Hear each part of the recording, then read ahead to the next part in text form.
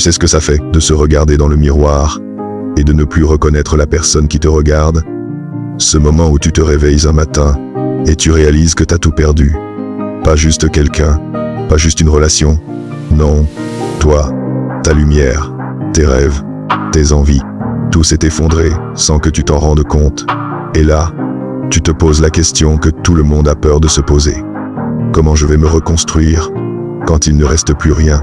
Reste avec moi, parce qu'aujourd'hui, je ne te donne pas une solution magique, je te donne la vérité. Partie 1. Le fond du trou. On commence par ce que personne n'aime entendre. Se reconstruire, après avoir tout perdu, c'est pas une ligne droite. C'est pas, tu pleures 3 jours, tu manges une glace, et la vie repart. Non, non, c'est du chaos pur. Des jours où tu te dis, ça y est, je renais. Et le lendemain, tu retombes sans prévenir. Des matins où tu te sens léger. Des nuits où tu suffoques en pensant à elle ou à lui. Et ça, c'est normal. Parce qu'on ne guérit pas seulement d'une rupture, on guérit de tout ce qu'on a sacrifié pour une personne. Et ça fait mal. Un mal profond, silencieux, qui consume. Alors retiens ceci. Tu ne seras pas bien demain, ni dans 3 jours, peut-être même pas dans 3 mois. Et c'est ok. La guérison, c'est pas un sprint, c'est un long chemin. Parfois lent, parfois pénible, mais chaque pas compte. Même ceux en arrière. Partie 2. Accepter la perte. Étape numéro 1. Accepter que tu as perdu. Et oui, c'est brutal. Accepter, c'est affronter le vide. C'est se dire, cette relation est finie. Cette personne ne reviendra pas. Ce futur que j'imaginais n'existera jamais. Ça brûle, ça arrache, ça brise. Mais tu sais, ce qui détruit encore plus, l'espoir que tu refuses de laisser partir. Aller voir ses réseaux, relire les anciens messages, imaginer des retrouvailles qui n'arriveront jamais. Ça te tue à petit feu.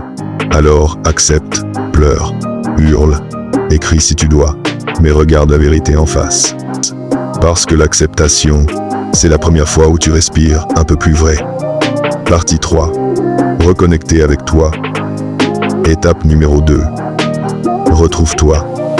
Parce qu'on le sait tous, dans certaines relations, on se perd, on se diminue, on se coupe de ceux qu'on aime, on oublie ses rêves. Et, quand tout explose, on réalise que plus rien ne nous appartient vraiment. Alors maintenant, reprends ce qui est à toi. Rappelle cet ami que t'as ignoré. Retourne vers cette passion que t'as laissé mourir.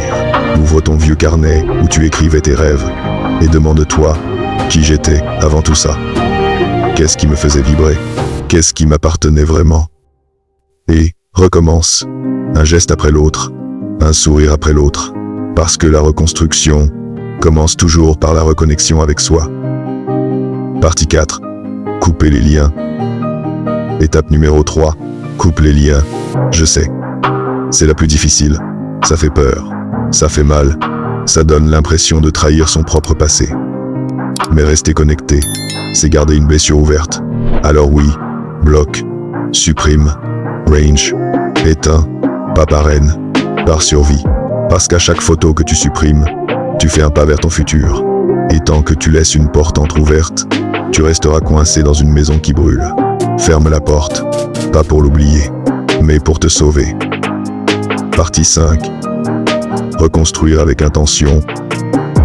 Étape numéro 4. Reconstruis-toi, mais en mieux. Cette douleur, aussi violente soit-elle, est une chance déguisée. Une chance de devenir quelqu'un de plus fort, de plus conscient, de plus aligné avec sa vérité. Alors demande-toi, qu'est-ce que j'ai appris de cette chute? Quelles erreurs je refuse de répéter? Quelle version de moi j'ai envie d'offrir au monde? Et bâtis un muscle à la fois, une habitude à la fois, une pensée saine à la fois. Va en thérapie si tu dois. Entoure-toi de gens qui t'aiment vraiment. Investis dans toi. Parce que se reconstruire, ce n'est pas redevenir comme avant. C'est devenir quelqu'un qui ne tombera plus pour les mêmes raisons. Partie 6. Le temps est la dernière étape. Laisse le temps faire son travail. La reconstruction, c'est lent, c'est inconfortable, c'est parfois décourageant. Il y aura des jours où tu te sentiras puissant et d'autres où tu te sentiras vide. Mais retiens ceci, La guérison n'est pas une ligne droite, c'est une spirale. Tu reviens parfois au même endroit, mais jamais avec la même faiblesse. Patience, douceur, respect pour toi-même. Chaque jour où tu choisis de te lever, tu gagnes. Oui, tu as tout perdu, mais maintenant, tu peux tout reconstruire. À ta manière, avec ta force, avec tes règles. Et cette nouvelle version de toi sera tellement plus belle que tout ce que tu as perdu.